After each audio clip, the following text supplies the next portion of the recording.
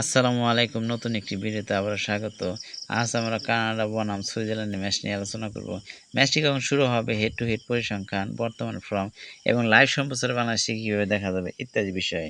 আর আমার চ্যানেল নতুন হয়ে থাকলে ভিডিওটিতে একটি লাইক দিয়ে চ্যানেলটি সাবস্ক্রাইব করে রাখবেন।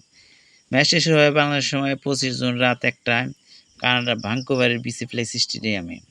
এর আগে দলটি কেবল একবারই মুখোমুখি হয়েছে। ২০০২ সালে সেই প্রীতি ম্যাচে কানাডা ৩-১ গোলে সুইজারল্যান্ডকে হারিয়েছিল।